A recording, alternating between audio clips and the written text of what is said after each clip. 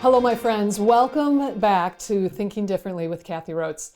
I am so excited for today and actually for the next 3 episodes. I had the opportunity to interview my new friend, Joel Schauer. He's a neighbor of ours, and I found out he is an adventurer's grand slam. That's like a title that he has. He's an adventurer's grand slam. Here's what that means. This is an adventurous challenge that people take on. They're given the title when they successfully reach the North Pole, the South Pole, and all 7 summits, the highest mountain peaks of each of the 7 continents. I mean, we're talking some serious accomplishments. Though, by the way, I had to look this up. What are the 7 summits?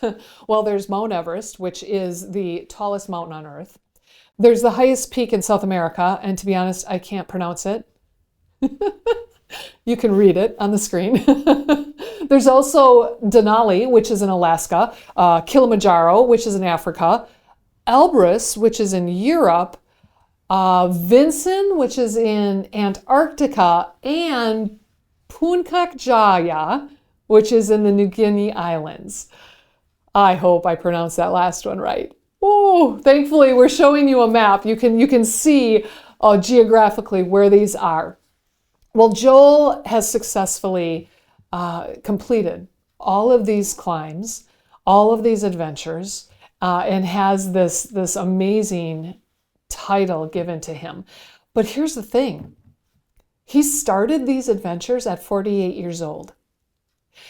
And he never had it on his bucket list to ever do this. It was just an opportunity that was available to him, and he took it.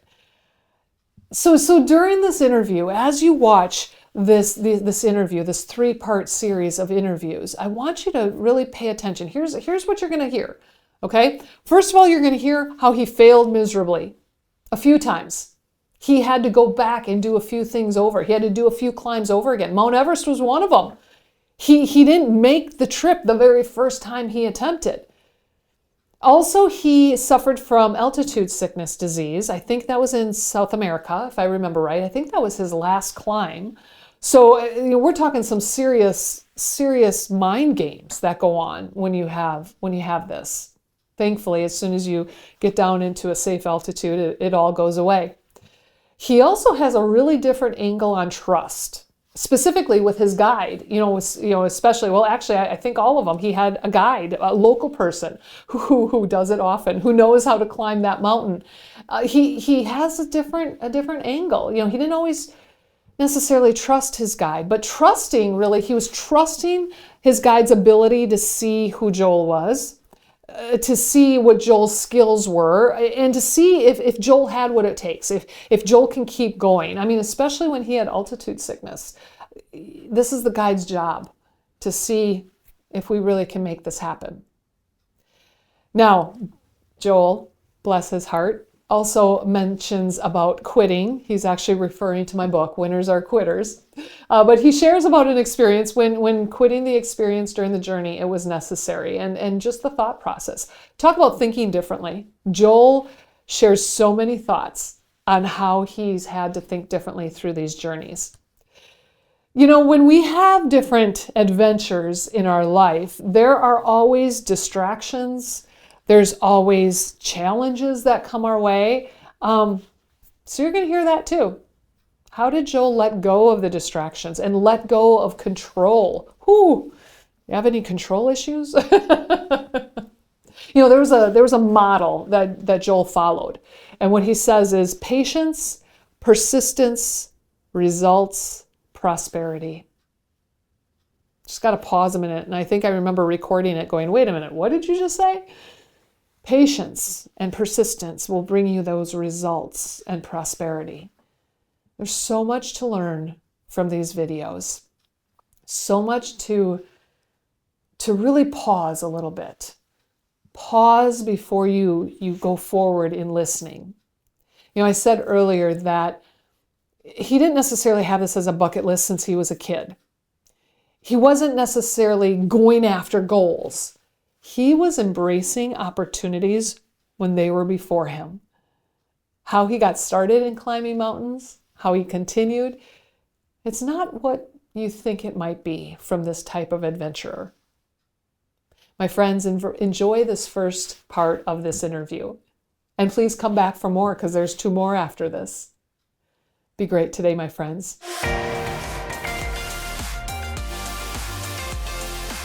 For starters, let's start with just some details. Like you have a label that's been given to you. What exactly is it? The fact that you've climbed 7 peaks in every continent, in North and South. Yeah. What is that label? That thing. Yeah, it's called the Adventurer's Grand Slam. Okay. And what that is the high point on the, I'm not going to say it's 7 continents basically, except for Australia, which consists of Oceania, which includes Indonesia, and it's a higher mountain than in Australia. So, Okay. and then it's skiing the last degree to the North and South Pole. Okay, so tell me the order that you climbed. Does it matter to get this title? Does it matter the order that you climb the mountains? No, you can climb in any order that you want to. Okay. The challenge is, and then I'll tell a little bit about my experience, is I helped some people start some orphanages in Uganda. I think today we have about 3,000 children within our organization and then within schools. So I used to take my son there, my daughter there, my oldest daughter. And my oldest daughter and I probably went there 6 times. And then she graduated from high school. She said, "Hey, Dad, I want to go do something different," which turned out to be climbing Kilimanjaro. Oh, okay. So that was number 1. Hardest mountain I ever climbed, first mountain I ever climbed. And then she was wonderful to be with, except you don't really want to sleep in the same tent with a kid because they're messy. But outside of that, she's delightful. She's way stronger than I'll ever be. And the other thing that's unusual is I started it at like age 48. So this wasn't like something that I had intended my whole life to do. This is more like, it was like the next natural step from going to Africa, being with the people over 7 years, multiple visits, and then this thing. So Kilimanjaro. So after Kilimanjaro, 2008, my family went to, is it Denali National Park or is it Mount McKinley National Park? Right. It depends upon the political administration. Exactly. It's in Alaska, though. I know Somewhere, that. I think it still is in Alaska. So we went there. That was about 2009 or 10.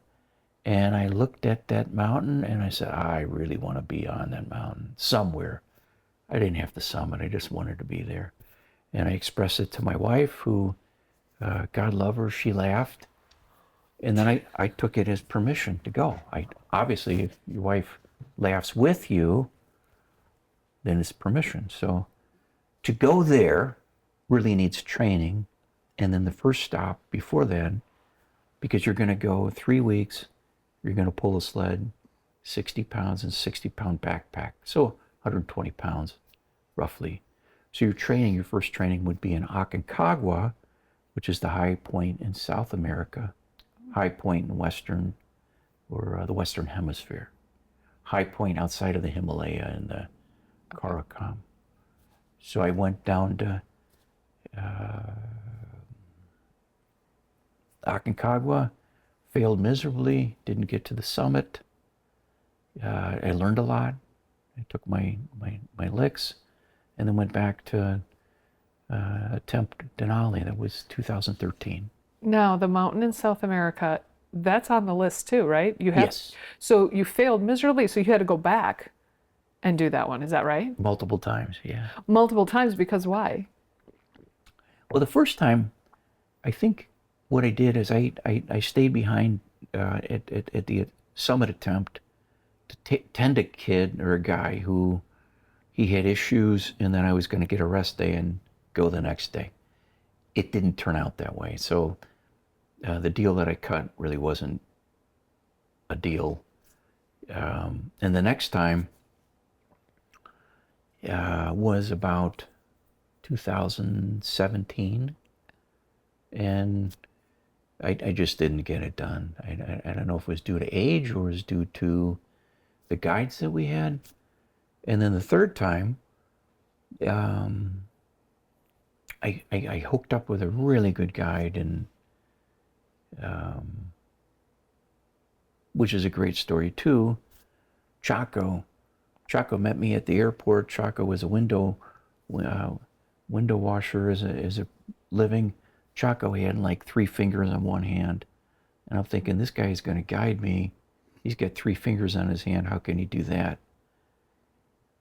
Don't judge a book by a cover. This guy was just a stud. He was a complete stud. Ooh. And that ultimately, he helped me get to the summit, and that was the finale. Finale, what do you mean? Meaning that was the 7th summit. Oh. That was after the poles. Oh. I had cerebral edema, which means your head swells a little bit and your thinking isn't quite straight. Because of the altitude? Because of the altitude. I've never had that kind of condition before. Aconcagua is like 23,000 feet. Okay, hold on. You had this, it's not really a disease because it went away once you came down in altitude, It's right? an altitude sickness, yeah. So it's an altitude sickness, but you still made it to the summit and your thinking was impaired. How did that work? Poorly. Poorly? Okay, but I mean, it's just about getting to the summit. Well, if you get to the summit, you're like halfway there because you have to get down. So you were dependent on your guide, big time. Yeah. That one I was dependent upon the guy. Thank God you had a good stud. He was incredible. Yeah. When I'm trying to do this in my middle 50s, so. What's the average age of people doing this? 30s. Okay. 40s. Okay. Not 50s. So you're old. Thank you. I appreciate that. I'm still aging, actually. Thank God. So okay. The summit, I got late on the summit. You're supposed to summit at about 2:00 in the afternoon. I summited about 5. And Chaco's only comment to me was, I thought he was going to turn me around. And I said, I really don't want to get turned around. And he said, no, Joel. We'll go to the summit. It's just going to be a long night getting down for the summit. It's not like you're going to spend the night up there. You're going to keep... No, you're going to keep moving. So we might have started like at 6 in the morning, and we probably finished up at 1 in the morning. So it's a long day. It's a long day. Right. Plus, you're not thinking straight. By the end of the day, I was not thinking very well. You were totally trusting your guide. No, I'm trusting his ability to see who I am, to see what my skill set is. Do I have what it takes, and can we keep going? Because I think we have more within us than we possibly know. Ooh, really? And that's it. I think, people don't give their all to something. Because we can quit. Yeah. We can change our mind. Right. But you have to have a goal that it provides you enough value and worth and desire that you want to get after, that you don't want to quit anymore. You opt out of your options and you go in the direction of the goal that you want to accomplish. So there's a really cool book that's out called Winners Are Quitters, which is opposite of what you just said. You're just talking about not quitting. Was there ever times, though, in your training, in your climbs, when you had to turn back or you had to quit for whatever reason? What did that look like? Yeah.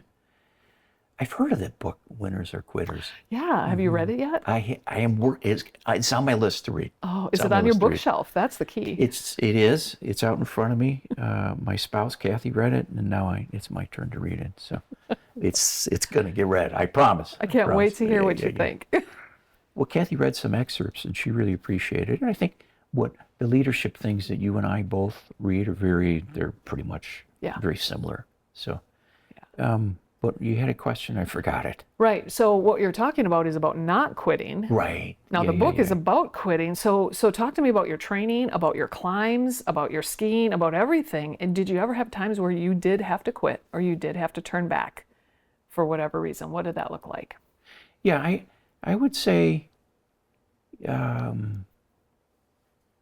there's always part of the thinking that, why am I doing this? It makes no sense. I should I quit? I mean, there's always some of that. And then when you look at something that looks so much larger than you, like Everest for as an example, and you're looking at the ice fall and it's very daunting. You're why am I doing this? I got to be nuts. And then you have to decide if you're nuts or you're going to continue. You could be nuts and continue. Yes. Okay. Yeah. However, if you've prepared yourself and you're ready for the moment, then it's really about embracing the moment, which means that if you choose to quit, then you're not going to embrace that moment. Literally, you take one step climbing Everest, and then you have to stand there and take 10 breaths before you take the next. In order to get enough oxygen to keep moving. And you're doing this step by step, hour by hour. And it could be like a 12-hour, 15-hour day. Wow. So there's not a whole lot in one's thinking where you're whistling the happy song. This is really a delightful experience. It's more like, this sucks. Why am I doing this? Mm-hmm. And then you're not looking at the top of the mountain, because that's too far in the distance. You're looking at a rock that's 20 feet away from you. You're looking at the next 20 minutes, moment by moment, day after day, over and over and over and over.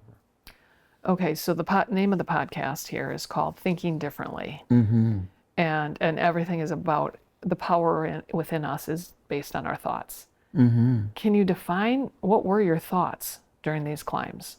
Like, what did you think about while you were actually doing it? Yeah, there is a point, and it's very, for me, was very spiritual, I would say, because you give everything that you have physically. So in a way, you come to the end of your physical self, and as one does that, it's like the emotional self. You have to put the emotional self under control, and you kind of get to the end of your emotional self, and it's so physically demanding. It kind of opens up your thinking, and it opens up you spiritually as well, so that I could be more maybe willing to hear things that I might be unwilling to hear in other situations.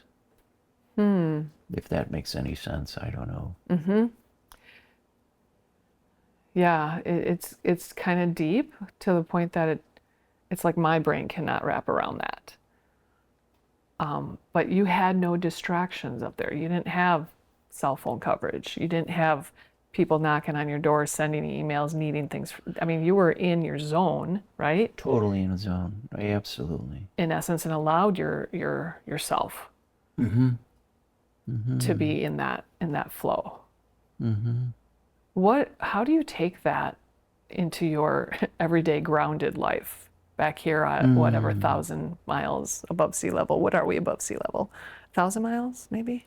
1,000 feet. 1,000 feet. Whew. 1,000 feet above sea. You found how to get into that flow, into that zone. I mean, it was maybe easier when you're climbing a mountain because that was what you were equipped for. You didn't have the distractions. How do you take that experience and now allow yourself or get yourself into the flow back down here on the ground at home? Yeah, I think when when one is away trying to climb a mountain, you have you have you get all that stuff going on at home. You get family, you get work. I run a company, all those responsibilities. But you really, in essence, you can't control any of that. So it becomes something that you have to let go and you have to hold loose. And I think those are key attributes. Not to try to control things, not to try to control people. Probably try to work on self control. And then within the mountain environment, it's just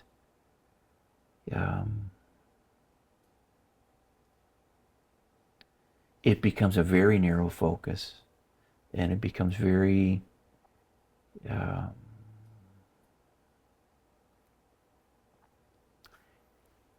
like I said, it's physically very difficult. It's emotionally difficult. It's spiritually opening, and it's trying to just keep moving the thing forward. And it's I don't know if I'm answering that question very well. No, it's good. It's good. So you mentioned that this is wasn't on your bucket list when you were younger to climb the mountains. It kind of just happened with the traveling you were doing, with the experience with your daughter. Yeah. Once you start one mountain, now you know you can do another. Now you're getting close to a grand slam. Your thinking is different than Most many people. Yeah, I'm gonna go. I thought I was done after Kilimanjaro. I had no desire to climb another mountain. It was when my lovely wife laughed with me at Oh, so Denali. she was almost motivating you. That was incredible motivation to attempt Denali. And then after Denali, it became maybe I should try another one. I'm okay with the grind on doing this.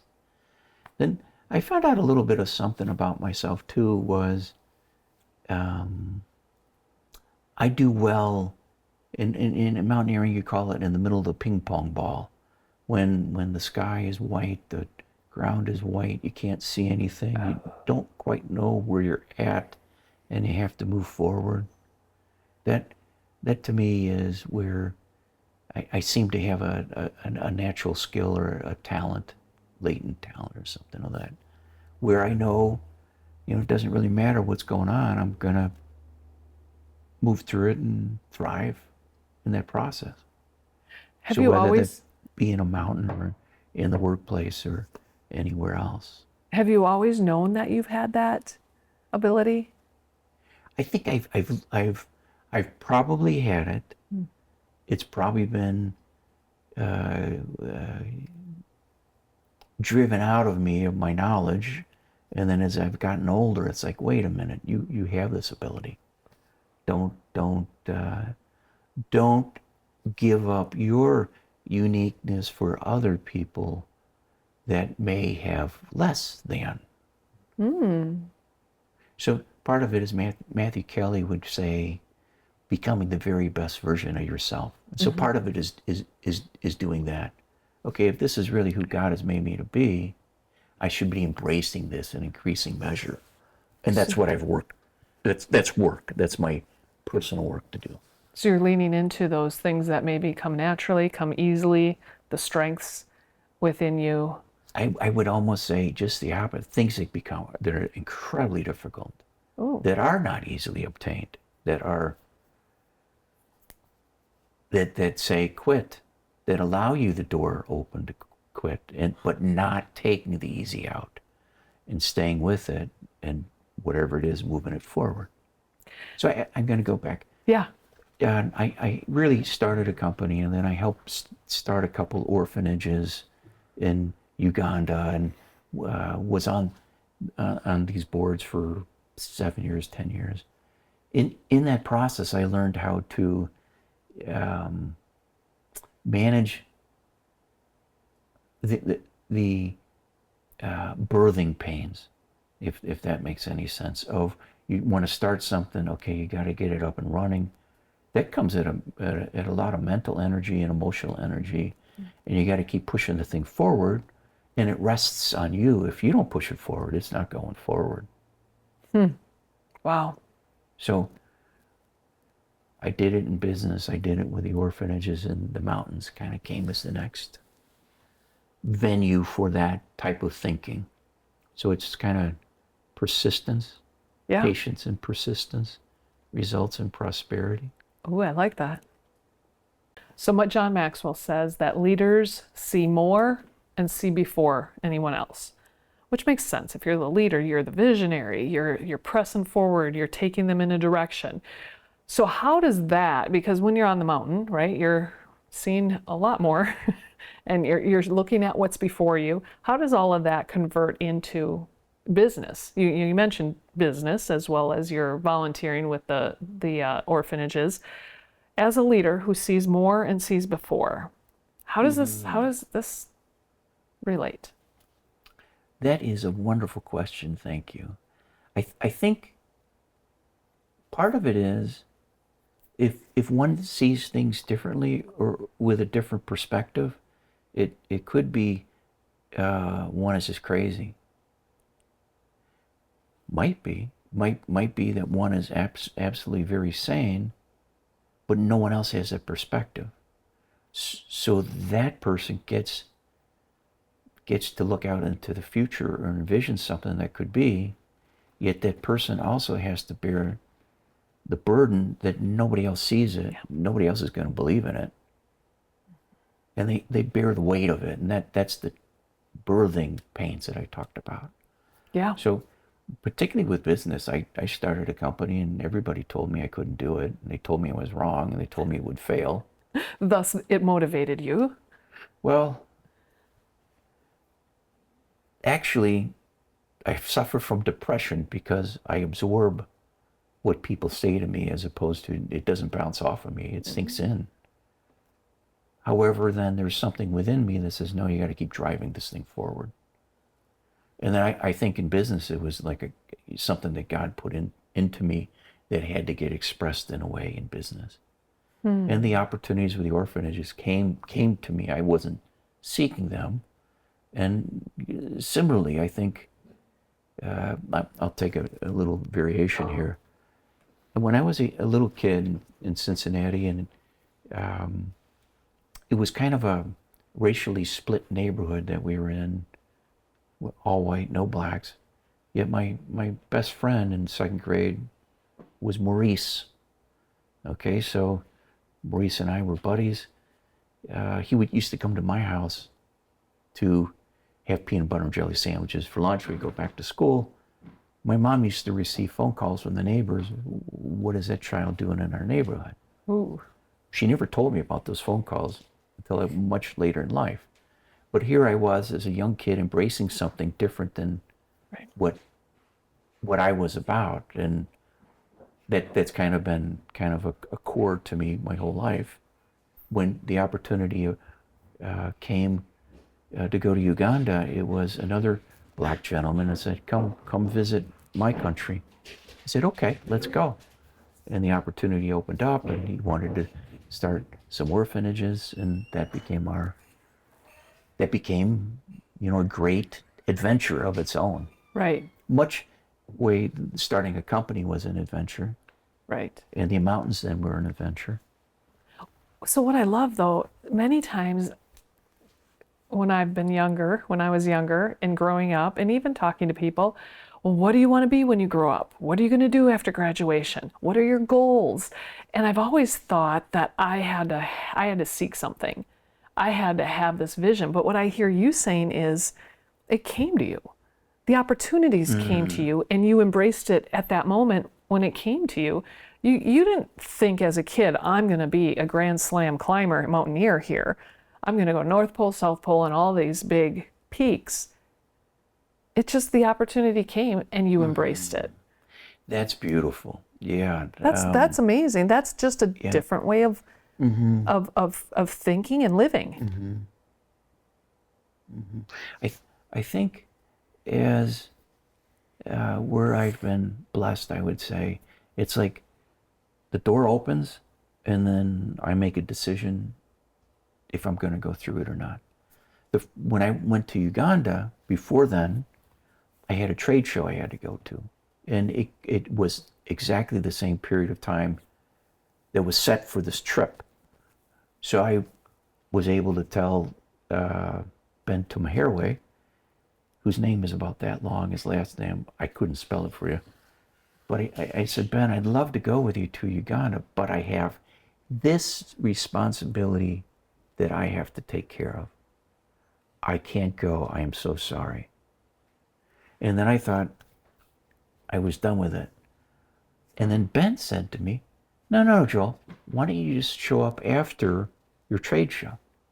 And then it was as if like this rug of excuses was pulled out from underneath my feet, and who I was revealed to myself. And then I had to make a decision. Am I going to be faithful? Am I going to proceed in a way which I perceive to be obedient? Right. Right. And then it was like, I guess I'm going to have to go. And that door opened up. If that door didn't open up to Uganda and then orphanages, that door never would have opened up to mountains. Wow. So okay. I think these are simple, small steps of obedience that we can do. Right. That's exactly right. And then it's either going to be, I'm a Christian, so I would say it's obedient to God, but I could also say it would be an internal obedience too, for a calling in my life that's something larger than myself. Right.